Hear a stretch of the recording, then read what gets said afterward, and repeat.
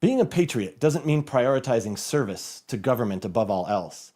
Being a patriot means knowing when to protect your country, knowing when to protect your constitution, knowing when to protect your countrymen from the violations of and encroachments of adversaries. And those adversaries don't have to be foreign countries. Edward Snowden, 2014. Welcome to the revolution.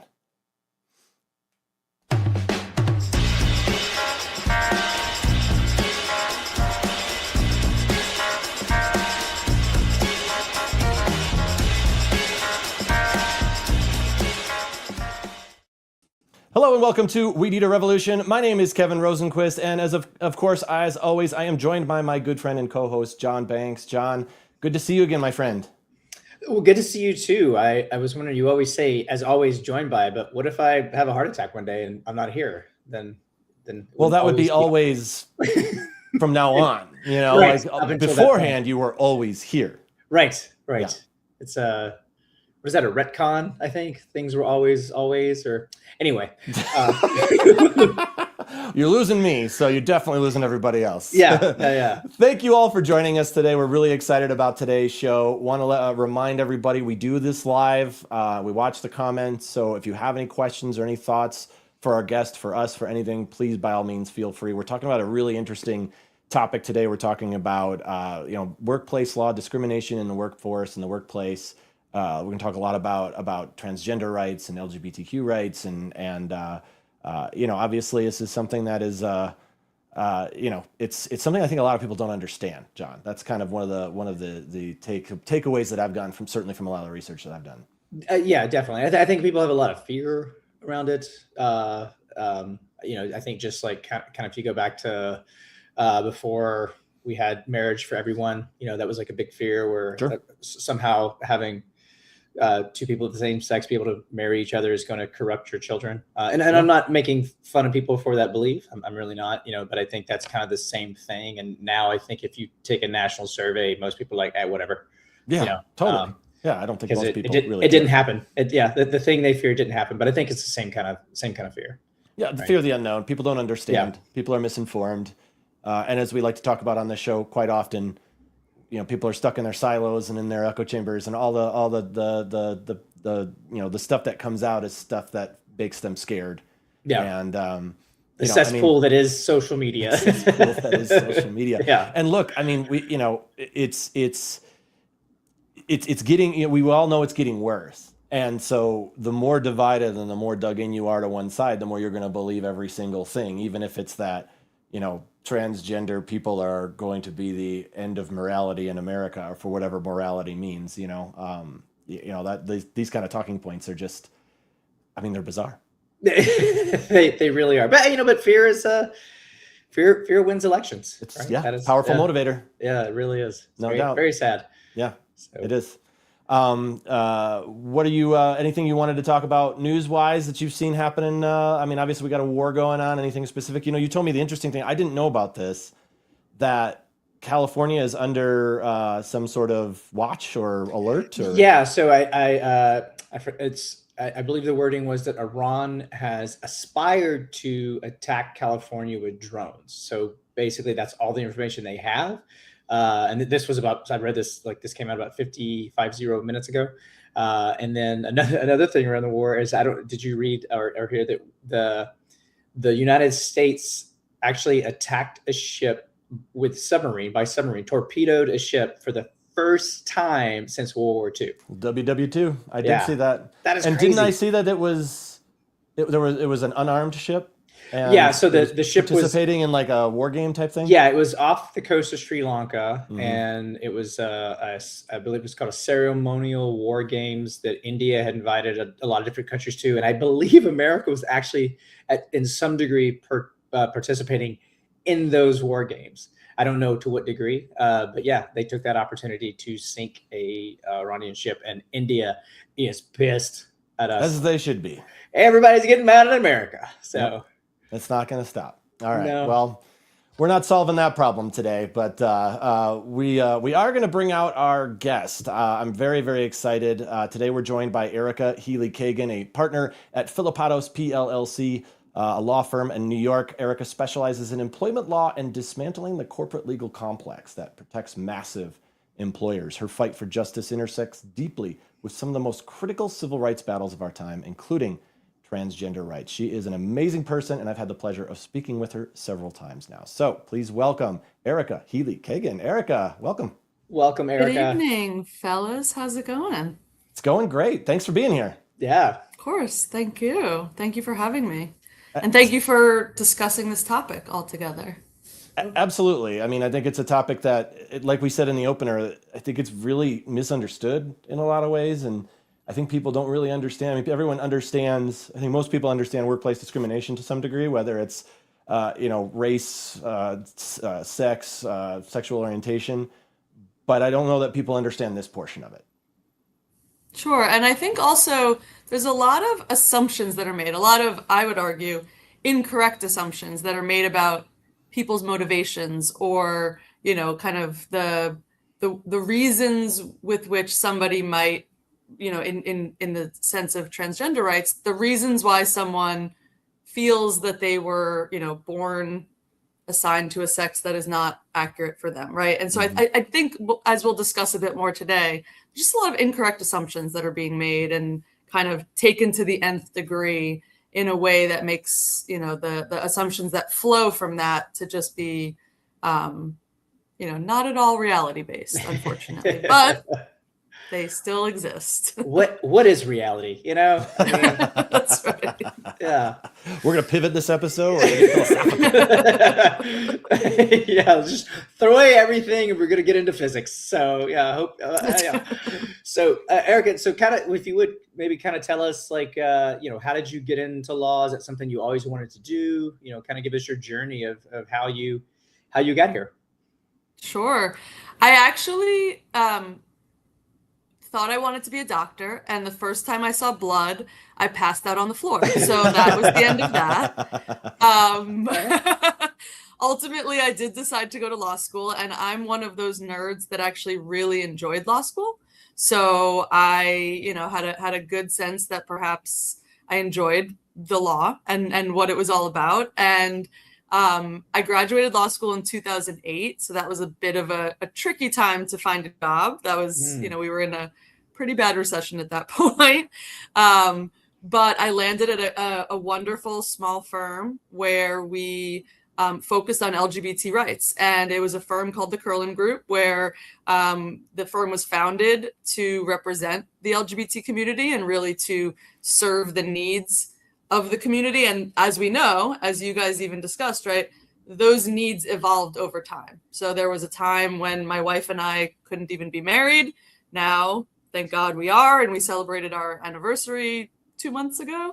Right. So things have changed, and that is wonderful to see. And I think that we're on, kind of that upward trajectory, hopefully, in a sense that LGBT rights are becoming more accepted by many people. As we'll talk about a little bit more today, perhaps transgender rights are kind of the new issue that people are struggling with. But I did start my career, at a firm where we were focused on LGBT rights kind of in many respects. And so part of that was the work that I started doing representing LGBT employees who had been discriminated against at work. Represented a number of employees who experienced, kind of all sorts of different misconduct against them. Again, in the early years, I also started representing some other folks in workplace environments. And so about 2 years ago, I joined, maybe a year and a half ago, I joined Filappatos PLLC, where I'm one of the managing partners now. And so now, I've shifted from representing kind of the LGBT community in a number of different ways to focusing my time solely representing employees, whether they be LGBT or not, right? We represent all different types of employees.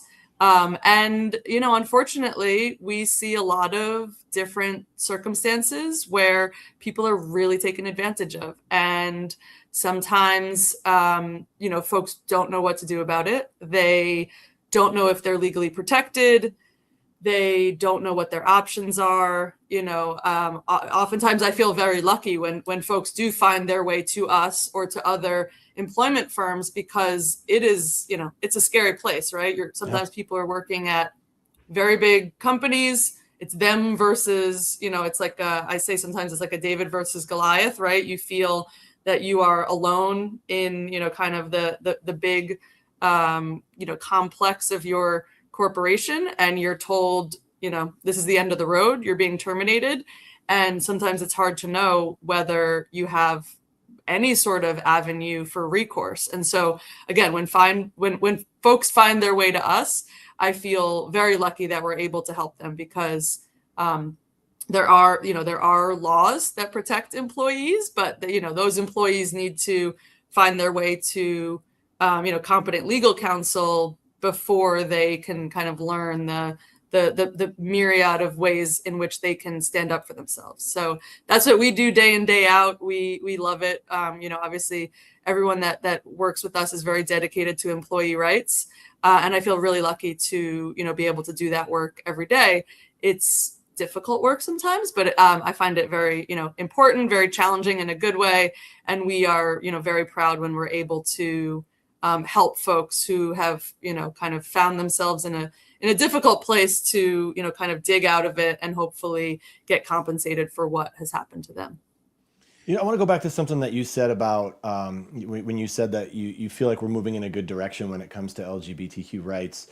I think it'd be easy for someone to look at social media and the conversations there and look at the rhetoric coming out and say, I don't know if I agree with that. Is it in a better place? Is it getting there or anything? Maybe from a legal standpoint, are you seeing progress?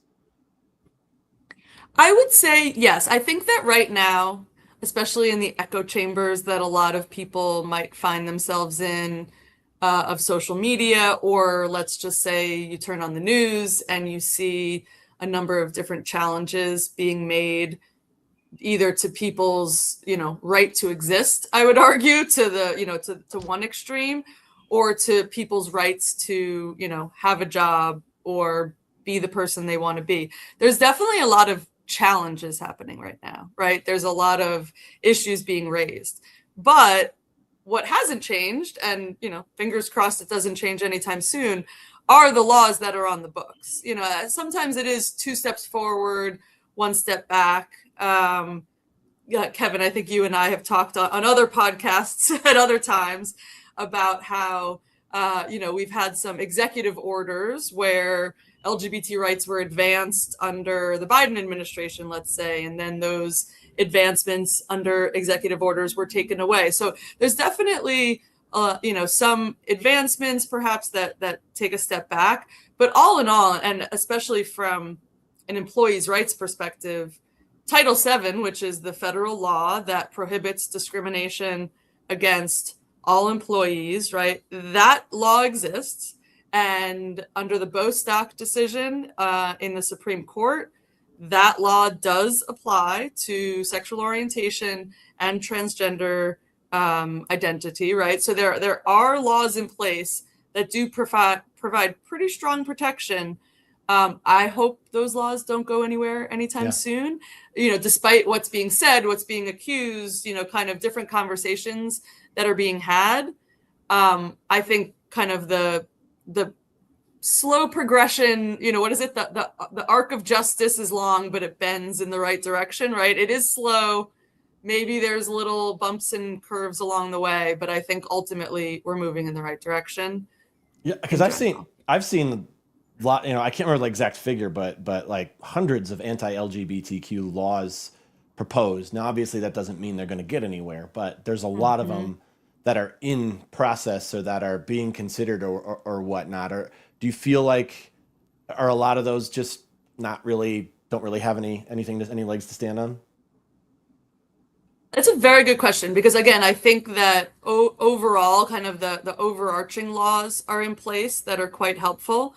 A lot of these setbacks, we could certainly call them setbacks, I would consider to be a bit smaller. And sometimes what that means is that they're a bit more local, which does not at all mean that they are not incredibly detrimental to, certain people's lives, perhaps in the short term, right? When we see, policies in schools, or, local laws that are coming out, or, policies that I think we're going to talk about in a little bit, policies that affect children.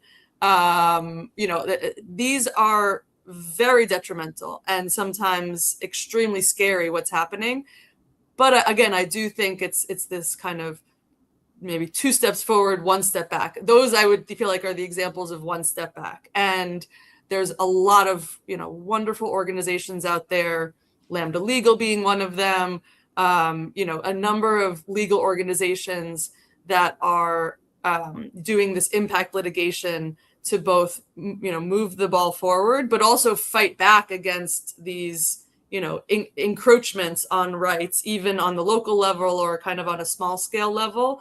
There's a lot of excellent legal work being done to push back, in essence, to make sure that all of that, these bombardments, even on a local level or on a small scale level, are being pushed back on. But it's no less real, but it is on a smaller scale. A lot of this, even though we hear about it a lot. So when you say pushing back, that they're trying to stop these laws from being passed, or are they introducing other laws that would counteract those? Like, what do you mean when they're trying to, like, what are they doing? What are these, like, I guess, for lack of a better word, like grassroots, law doing? Yeah. So I would say, probably right now, we're, as you guys said, we're in this time frame where we see a lot of either laws being passed or policies being implemented that are anti-LGBT, right? So if we just focus on anti-LGBT efforts, let's call it, or, efforts to limit people's ability to be themselves, I think a lot of the pushback there is lawsuits that are being filed in order to find those restrictive laws to be either unconstitutional or otherwise illegal.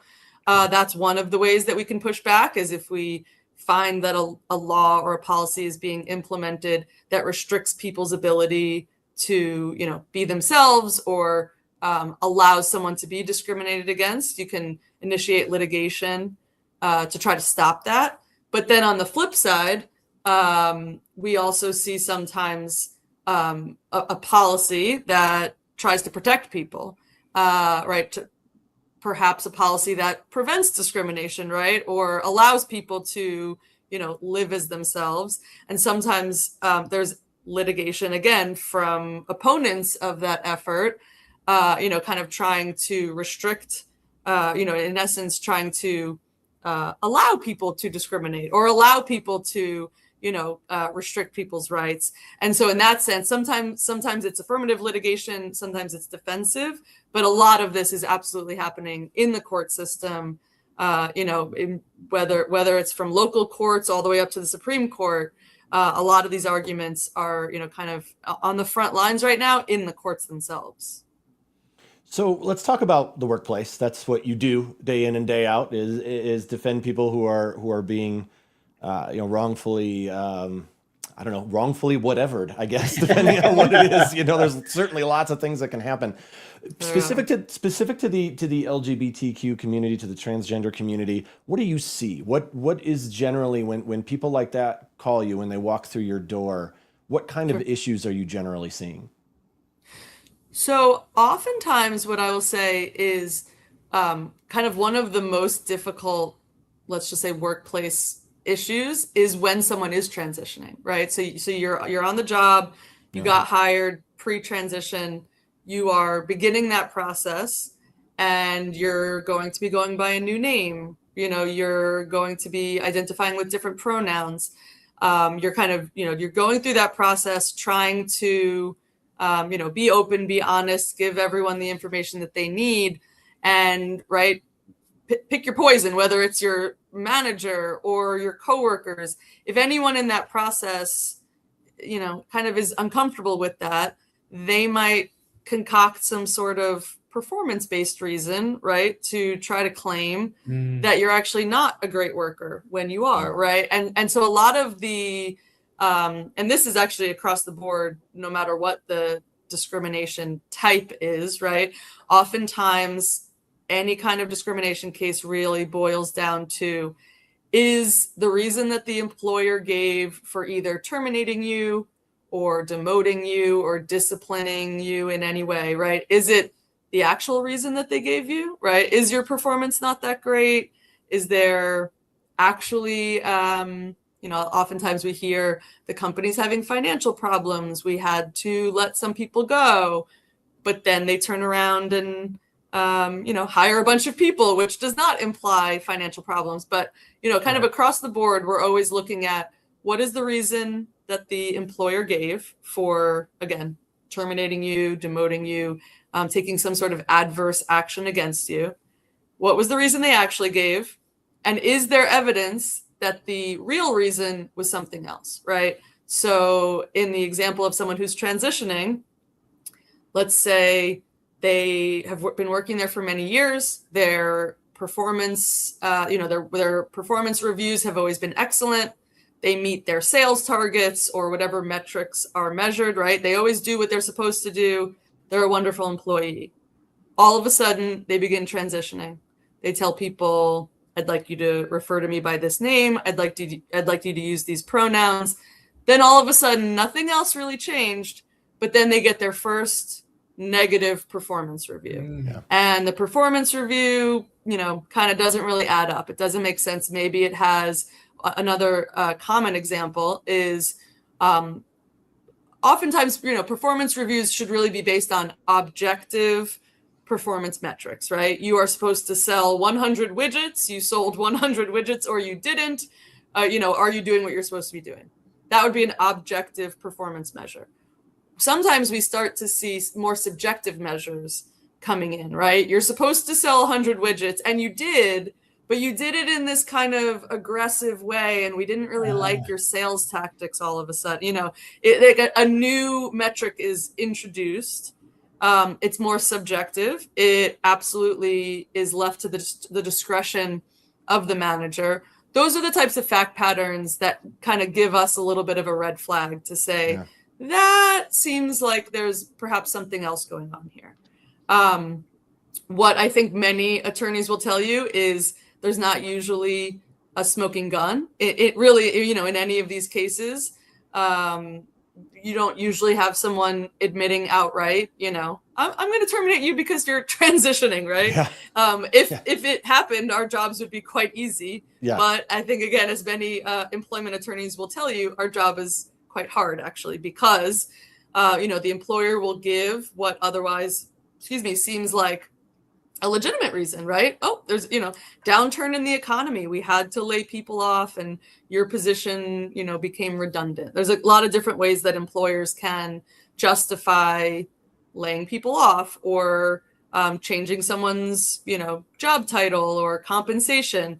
Lots of reasons for doing that can sound, kind of on the surface to be legitimate. And so we need to, dig into the evidence and both, on the one hand, try to see if there's evidence that rebuts what the employer is saying, that proves that the reason that they're claiming is legitimate actually is false or is questionable, right? And then on the other side, see if there's any evidence of unlawful conduct. So, when one example in the sense of someone transitioning is, if you had a meeting with your supervisor and you said, for example, my name right now is Erica. If I came to you and said, I'm going to start identifying as Eric, if your supervisor said, I don't know about that. Do you really think that's a good idea? Are you sure? Have you thought about this? If your supervisor is giving you a hard time, let's say, right? Or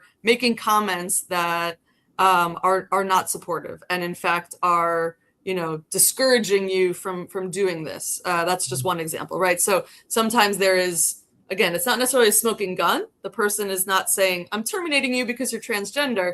But if there's evidence that there is bias, either, regarding someone's transgender status or any other protected category. If there's any sort of evidence of bias, that is kind of the other side of the coin. Is there, can we show that perhaps it's more likely that the reason was some sort of bias versus the reason that's actually being given?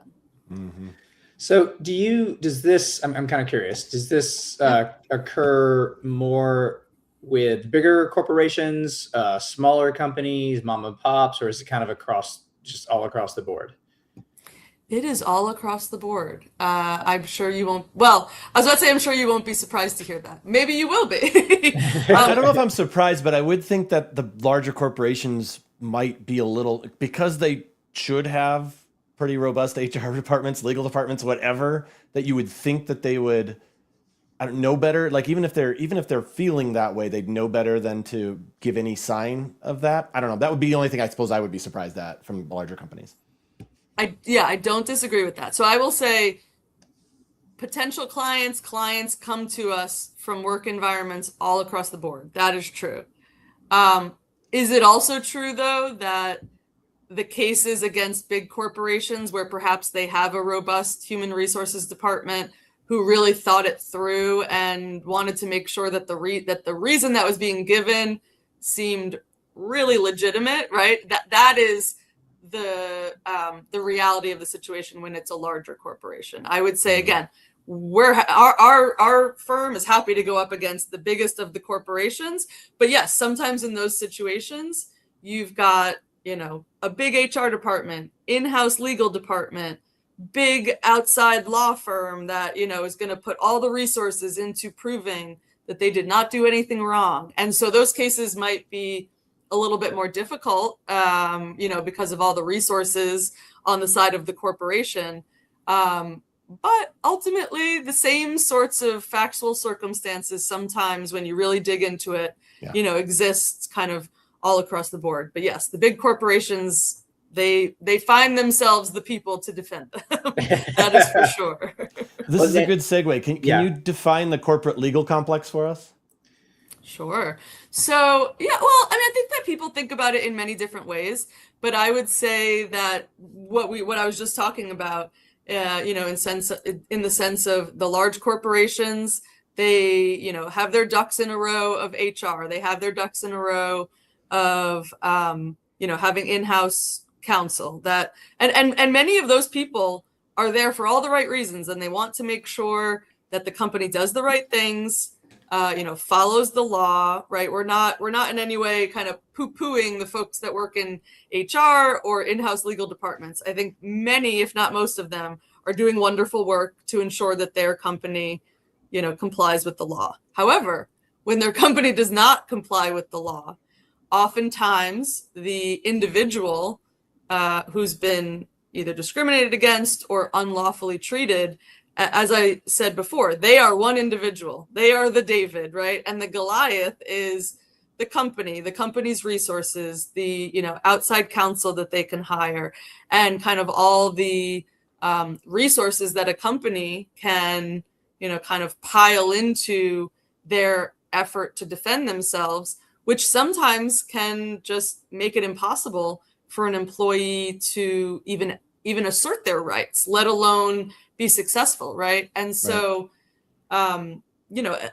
employees, as we've discussed many times, they do need to find themselves employment counsel, and once they do, they're certainly in a better place to, bring a claim in court and advocate for themselves, right? And stand up for themselves. But when it's just one little employee, versus however many resources a company has to defend themselves, it is quite the daunting task. And, I think that a lot of people think that that's, it's a problem because obviously we are attorneys. This is our job. We do this for a living. So we need to get paid some way, right? And so when the company has all the resources in the world to hire however many attorneys they need, and, an individual is trying to find, competent legal counsel that will represent them, but many, if not most, right,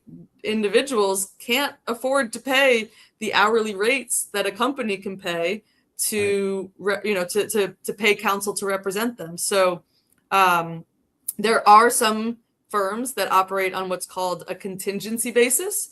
Our firm is one of them. And what contingency basis means is that the firm gets paid for their time only if they recover, a financial recovery for the client, right? So the client does not have to pay by the hour. They don't need to lay money out up front, which again is oftentimes impossible for most people, especially if they've lost their job, right? We're talking about folks where even if they had perhaps some amount of income where they might have been able to pay an attorney before, oftentimes by the time they need counsel, they've lost their job. And so again, they're even far removed from the resources that the company has. So a contingency arrangement is often extremely beneficial for the employee.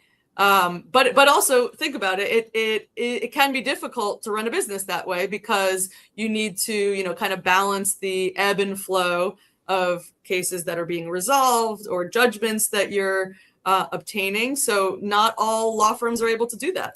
Sure. As I said, we feel lucky to, be able to do that work and do it on a contingency basis.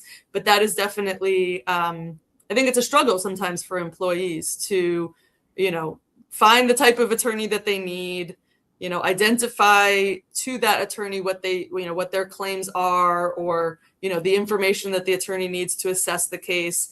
And then from there, decide, is this an attorney that I can afford? Are they able to take this on a contingency basis? And kind of go through all those machinations of not just, finding the legal counsel, but figuring out how this is all going to work. And so obviously in that situation, the company is at a huge advantage over the employee. And so, obviously we try our best to level that playing field, but obviously, employees need to find their way to counsel first, and then their counsel can, kind of go to battle for them. Mm-hmm.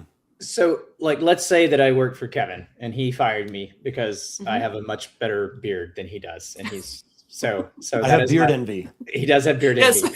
Yes. So then there's a bias, but yes. So I would come to you, and I can't afford. So then I would come to you, and then basically that contingency fee would be, we would agree beforehand, like you guys would get a certain percentage, I would get a certain percentage, but and if we don't win, I come out of nothing out of pocket, and if we do win, then you guys obviously get your money. And then is that correct? Is that the way it kind of works? Yes, that's pretty much the way it works. Yes, when you engage a potential employment relationship with an attorney, they are required to provide you what's called a retainer agreement. And in that retainer agreement, all the terms are outlined, the percentage that you would receive from any recovery, the percentage that the attorney would receive from any recovery, and then also how any out-of-pocket costs would be handled. So those are kind of the two buckets of, what are we going to do about the money, is both the attorney's fees as well as the out-of-pocket expenses. And what would be examples of out-of-pocket cost? Sure. So when you're in litigation, there's something called depositions. So when you're in litigation, you do discovery, you obtain relevant documents, but you also, so for example, the plaintiff will be sworn under oath and be asked questions, and they'll give testimony in what's called a deposition. And then all the defendants, right, the representatives of the company will sit for depositions. Any named defendants, sometimes the person's supervisor sits for a deposition. All of that is, we get transcripts of all of that. And there's a court reporter basically that makes that transcript. So there's a cost to that, to basically conducting that discovery and making a record of those depositions. So that's one good example when we're in litigation of kind of an out-of-pocket expense that everyone incurs, is the various forms of discovery. Okay. One of the things we briefly talked about before we jumped on air, and I believe you and I have talked about this previously, Erica, is arbitration, and the idea that what a lot of employers will do is to put in their employment documents, in the handbook we sign, whatever it is, that an arbitration clause, basically saying you do not get, if you have any problems with us, you don't get a trial. We're going to arbitration, which, for anyone who doesn't know, arbitration is a private kind of in front of a judge, but it's a private situation, not in front of a jury. Can you kind of talk about how that became? Why is that okay? Because it definitely, obviously, leans heavily towards the employer. Now, I understand frivolous lawsuits happen. I get that. But it certainly seems to take a lot of power out of the employee's hands should anything happen. I 100% agree. And I think a lot of people in the plaintiff's bar feel that arbitration should be restricted as much as possible, let's say. But yes, there are pros and cons. I think one of the major problems, let's say, with arbitration, as you said, it's a private process. When you go to court, it is public. Everything that gets filed is on a public docket. Anyone who, maybe not anyone who Googles it, but anyone who, wants to find information about the allegations, about, the outcome, if there is a jury trial, about what the jury found, all of that is accessible to the public. And I would argue that that is very important because having the allegations that a plaintiff makes and the ultimate determination of the court, good, bad, or otherwise for either side, it's important that people see that because it is the determination of what happened. And it's the allegations are real, whether the company agrees with them or not, right? That is a good faith allegation that their employee made. And I think it's very important that all of that be public. However, in arbitration, all of that is private, it's confidential, it is only accessible to the parties to the matter, basically, right? The employee and the employer. That's a major difference. There's also a number of ways in which arbitration is considered. I think the employer would say it's a streamlined process, right? The employers oftentimes say you can get to resolution quicker. Which is fair. It's a fair assessment, right? It is, right? And again, I think that is one of the reasons people give for being in favor of arbitration is you can get your answer, good, bad, or otherwise, quicker. However, what you get in order to get it quicker, what you might have to take away is you might get less discovery, right? You might be entitled to less depositions, for example. So what we were just talking about where the plaintiff and the people who were involved in the potential unlawful conduct are all supposed to sit for deposition, tell their story, answer questions. Oftentimes in arbitration, the plaintiff is limited in how many people they can depose. Sometimes it's as few as 4 people. And so if you got your supervisor and your supervisor's supervisor and someone else who, was involved in reviewing you. And, if there's a number of people involved, but you're limited, then you have to make difficult decisions and you don't necessarily get to make a full record. And so, yes, there's pros and cons. In some ways, getting an answer quicker is good. But in other ways, if that answer if you haven't been able to fully flesh out the record, if the arbitrator at the end of the day doesn't have answers to all of their questions, we don't know. Will that ultimate determination that came quicker be the right determination? Those are the kinds of questions that I worry about. Yeah. So quicker isn't always better. Yeah, exactly. Right. You get an answer, but will you always be wondering whether it was the right answer? So does the 1925 Federal Arbitration Act, does that basically give any company the right to not hire me if I don't agree to sign, like at my term of being hired, if I refuse arbitration, can they deny me an employment if I am unwilling to agree to arbitration in the future? I'm going to say typically yes. There are some, there are some ways sometimes to kind of get out of that, but yes, it has been litigated and companies can require not even just employees, but everyone who applies for employment. Again, in most circumstances, they can require that you agree to arbitrate all claims if you're even just applying for employment with them. And so, yes, that is a sticky situation that we that we find ourselves in sometimes. So I'm not a constitutionalist, but I feel like that's somewhere in the Constitution that I have a right to do something. Well, so yeah, it's very interesting, right? And so there's been a lot of litigation about this, and there have been strictures put in place for how an employee, let's say, needs to be given notice of the arbitration, requirement. There have been some safeguards put in place. I'm not saying that a big corporation, with a big HR department can't figure it out and, do all of those things. But, Right. There have been some, some safeguards put in place, but we still do find ourselves in a situation where if an employee comes to us and, has a very strong claim, but the company went through all those steps to have them agree to an arbitration clause, sometimes our hands are tied. I'd like to move on to a case that is really fascinating. It's Mirabelli versus Bonta, where the plaintiff parents argued that they have a sincere. Well, let me back up a little bit, I guess. Basically, it came down to whether or not a school should let parents know that their child is identifying as a different gender. Correct? I have that correct?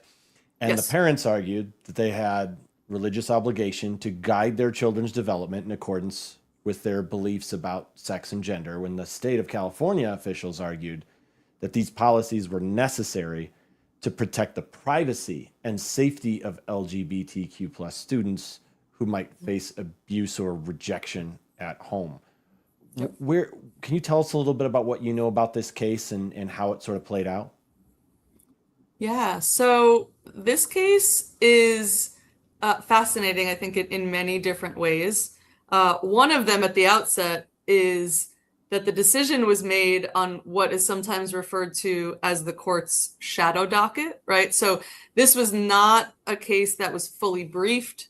There was not oral argument. A decision was made very quickly in a way that typically, I think many people would argue, should be reserved for kind of true emergencies, right, that need to be decided very quickly. So in that sense, I think perhaps people might disagree about whether this was an emergency that required immediate attention. But that is one way in which this case is interesting, and I think a lot of people are talking about right now.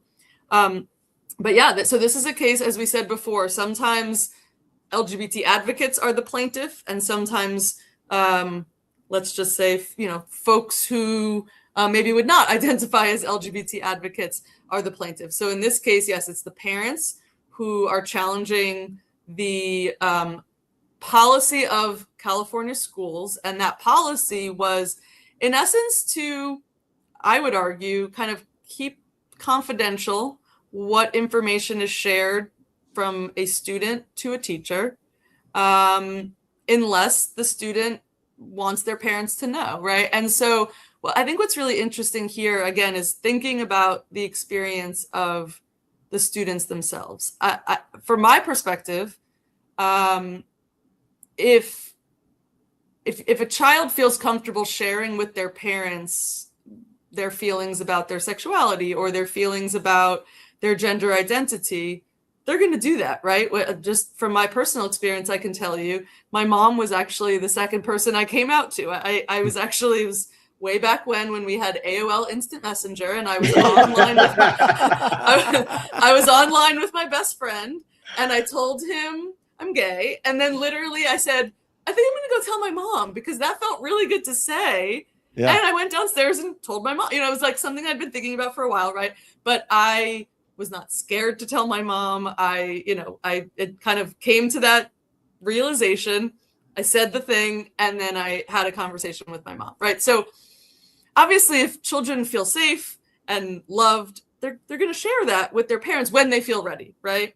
Sure. And then there are children, right, who don't feel comfortable sharing with their parents, whether it be a statement, I'm gay, or I'm transgender, or I know this for sure, or whether it's even just a question, right? And I think a lot of times in these circumstances, conversations are being had between students and teachers, and it might even just be a question, or I kind of want to try this out because I don't know. I'm curious. I want to, I'm curious. Exactly. Yeah. Right. And so I think that ultimately what I worry about a lot, especially with trans kids, is that home is not always a safe place for trans kids or, queer kids of any sort. Home is not always safe. And if those children have an adult that they do feel safe with, I would want to, protect till the cows come home that child's ability to have a conversation with somebody that they feel safe with, and have a conversation, kind of be themselves, identify how they want to. But as we've seen in this case and in a lot of circumstances, it's a sticky situation, right? Because parents have rights. I'm a parent. I want to know what's going on with my kid. It's kind of, it's tough. It's a tough situation. I can see it from both sides for sure. Can I just? Of course. Sorry. No, can I back up just for a second, because I just want to get some clarity. So when you say it's a shadow docket, is that right? A shadow docket? That's what I refer to it as. Yes. Okay.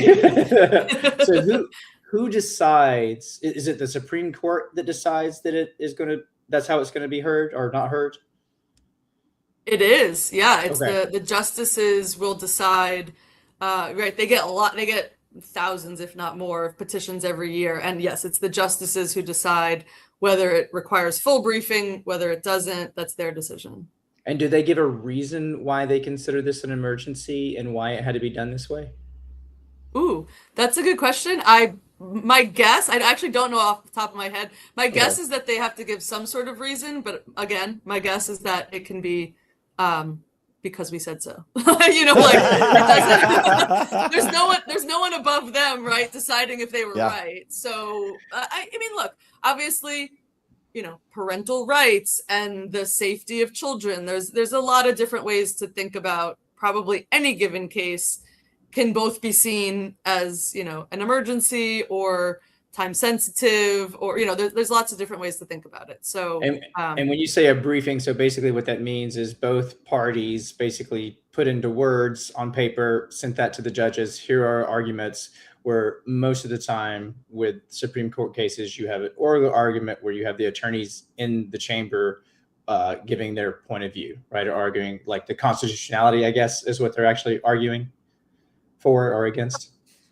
The constitutionality, oftentimes it is. There are also, other federal laws that they could be challenging. In this case, I believe it was First Amendment rights of free speech and religion. So that was a constitutional argument. Okay. But yeah, in a case where we see full briefing, there is, many months where one party prepares a full brief. Oftentimes it's sometimes hundreds of pages long, right? You have lots of time to prepare it and give kind of all of the, fully researched and argued reasons in writing, and then also at oral argument. That would be in a full briefing. With the emergency docket, let's call it, which is probably a nicer way of saying it. The emergency docket, right? If it is an emergency, there's not time for all of that. It's usually a much shorter brief, a much quicker briefing period, and typically no oral argument. So, obviously we talked about, you can see it from both ways. I can definitely hear, I can hear parents all over the place listening to this and going, wait a minute, my kid, I have the kind of relationship where I would listen to my kid and they shouldn't be afraid, but at the same time, maybe they don't want to tell me, but I kind of want to know, but I also understand that they want to tell me on their own time. So there's a lot of nuance here. So what do you, I don't know if we even said it yet, but the court ruled with the parents. Right. And so what does that mean?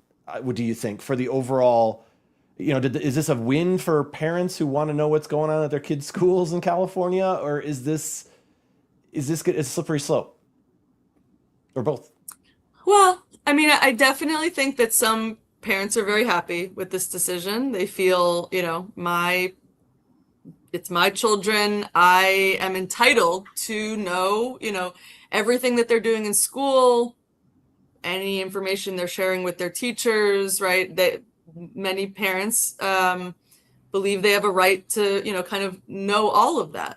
I think that what that perhaps ignores, or perhaps it doesn't prioritize, is the reason why their student is more comfortable at that point in time talking to the teacher or talking to, a counselor of some sort in school, and not talking to the parents yet. And I think there are many different reasons that could be. Yeah. And sometimes parents don't respond well right away. And I think we've heard many stories of parents of either trans or gay kids, or, just parents of children who come out to them in some way about sexuality or gender expression or gender identity, where the parent even admits, my first response was not great, but I needed to educate myself. And then I did educate myself.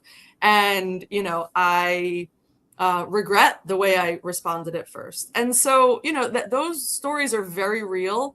And I think that we have to, my opinion is that I want to trust kids to kind of, know themselves, know their surroundings, know who they feel safe with, and who they feel safe sharing, any amount of information at any given time, and kind of give them that safety net of knowing that they can be honest, be themselves, and that whether it's their parents or anyone else, just no one will be, kind of divulged their secrets without their permission, right? So yeah.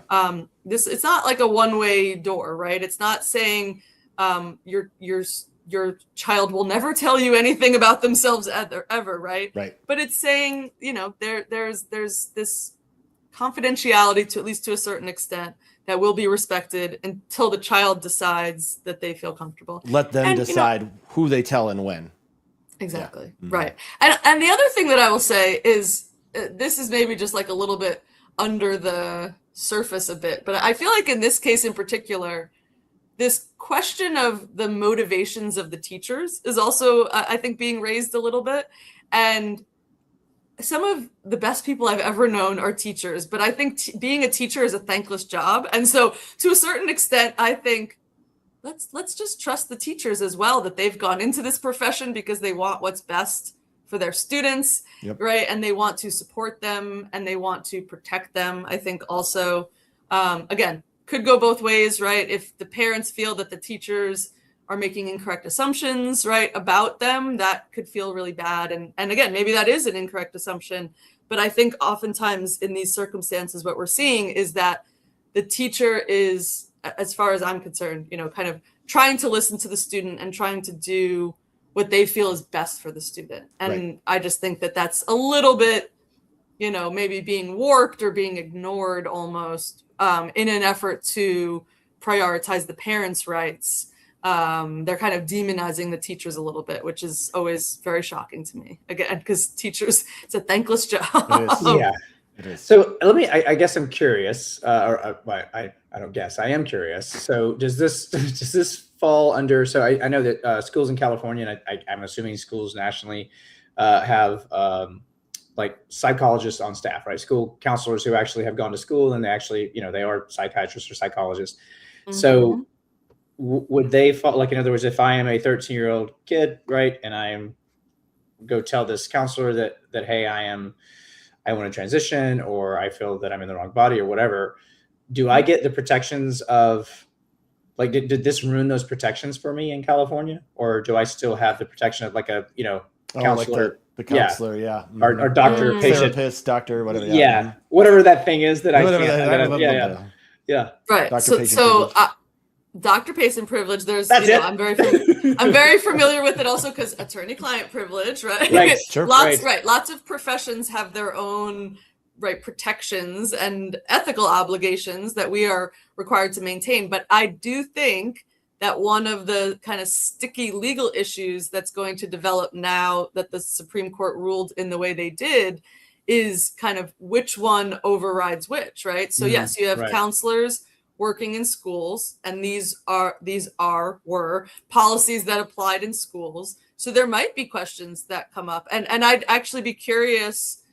kind of to know perhaps from the plaintiff's perspective, this is going to be a separate legal case altogether, but is there going to be a legal case where a doctor-patient privilege, right, or counselor plaintiff privilege, counselor patient privilege will be overridden or challenged based on parental rights. So those are two separate worlds right now, but they're kind of conflating a bit in this case and potentially in others. Well, and especially because I hopefully got this right, but one of the things that was either written or said by the judges was cutting out the primary protectors of children's best interests, end quote. Right. Basically, they were looking at gender dysphoria as a significant mental health condition. And then that's when they said cutting out the primary protection. So basically they're saying if a child has a mental health issue, the parent should know. And I'm not saying that's right or wrong, but that seems to be what, part of the ruling. So then I guess like moving forward or extrapolating out, it would be that, if a kid is talking about suicide, now as a therapist, I'm going to have to tell that parent, and that may actually make the problem worse. Could, right? It could. Yeah, it could. But I also do think, I think, as you said, there's a wide range there, and it is a slippery slope, right? A child sharing with a teacher, for example, that they would like their peers to refer to them as a different name. Kind of no questions asked, just this is what I'd like to do for a little while. That is a far cry from a child who has a significant, in my opinion, mental health disorder that needs immediate attention, right? Yeah, that is gender fluidity. That is right. Yeah, I'm just saying what the Supreme Court said. No, and that's one of the sticky issues right now, right? Is we're making a lot of assumptions about does X equal Y, right? Does, kind of gender fluidity equal mental health disorder? I would argue no, but I think many people unfortunately would argue maybe or yes. So, well, at least, I mean, regardless of, I do agree with you though that there's going to be, kids say things all the time or wonder things all the time about themselves. I mean, John and I have joked before, like junior high, middle school, whatever you called it as a kid, those are the worst years of my life. Like those were awful. Your body's going through all this crazy shit. Your friends are being jerks. The people that don't like you are even worse. Like it's just so hard at that period of your life, and even early into high school. So people are just trying to figure themselves out a lot of times. So I think there is a difference between I'm kind of thinking about being called Eric instead of Erica, versus I feel trapped in my body and I don't know what to do about it. So, but in this ruling, I mean, is it essentially that either one of those has to be disclosed? That's my understanding. Yeah. That's kind of what I thought too. 100%. Yeah. And in any, legal ruling, sometimes we see the trickle down of is it this or is it that? Yeah. And then sometimes that turns into future litigation. But right now, I think most people see that, teachers in California or, school staff in California really has to walk a fine line if they're being, provided any sort of information from students that might be of a questioning nature about their identity or their gender. They might be violating policy now if they don't share it with the parents. So it does seem like it's pretty all encompassing. Man, it just seems like it's going to take away it's just going to isolate kids more. I agree. Who already feel isolated. That sucks. They'll be scared to tell. They'll be scared to tell the people that maybe they would have felt comfortable telling. Yeah. Yeah. Right. Erica, we like to end the show by talking about, what we can do. And I'd like to obviously there's a lot of people out there who experience discrimination in the workplace for whatever reason. I'm sure it's quite the internal battle, whether to come forward or not. And that's a really tough thing to go through. Obviously, every case is different and has its own nuances. But what would you say to someone who's really struggling with that decision? They really feel like they've been discriminated against. 100%. I would say seek out help and ask for help, because it's, you are not alone, right? As I said before, even with everything happening in the world right now, there are laws in place that protect people from being treated, differently because of who they are. So seek out legal assistance, talk with an attorney, tell them what happened, and see if they believe that you have a legal claim, because, it certainly doesn't hurt to kind of ask those questions, see if there's an opportunity, to do something about it. Because it can be very empowering, again, to stand up to the big corporation. And there are, tons of really competent, extremely dedicated attorneys out there who are, going to do that hard work and, be your champion in the courtroom. So, ask those questions. Don't be afraid to, tell your story, because I think what a lot of people question is, right, they say, this doesn't feel right to me, something feels off, but they are not sure, right? They're like, I'm not an attorney, I don't know. And what I tell people a lot is, when something's wrong, right? When something doesn't feel right. So my wife always says to me, trust your gut. Exactly. Trust your gut, right? Trust your gut, seek out assistance, and, do what you need to do to at least get yourself in a room with someone who can take it further if they agree with you. But, definitely trust your gut. Erica, I think we have a case against Kevin. I'm really after this conversation, because that 100%, that is an excellent beard, and Kevin and I both should be jealous of it. Yeah, yes. Listen, I've got a lot of documentation that proves gross incompetence, so I am not gonna lose this case. I don't think you should take it on, especially as a contingency firm. As long as no one's forcing arbitration, I'm all in. All right. Well, Erica, thanks so much for being here. We really appreciate it. This was a great conversation, super enlightening. People want to get in touch with you, get in touch with your firm. What's the best way to do that? Ooh, well, we're on LinkedIn, we're on Instagram, we're on Facebook. So, find us in any of those. Our website is filappatoslaw.com. That is sometimes difficult to spell, but perhaps we'll include it in the end notes. I'll put it in the show notes. Don't worry. Excellent. Excellent. Yeah. Filappatoslaw.com. Reach out to us. We're always happy to talk. Awesome. Well, John, always good to see you. Erica, thank you so much. We got to have you back on. There's lots more things that I would love to discuss with you. So down the road, we'd love to have you back. Definitely. Let's do it. Thank you so much. Awesome. All right. Well, thank you everybody for joining us today on We Need a Revolution. John, I almost said history defeats itself. I know. That's weird. Something came back for me from our old podcast. But we did that for 5 years. So thank you, John. Thank you very much for joining us on We Need a Revolution.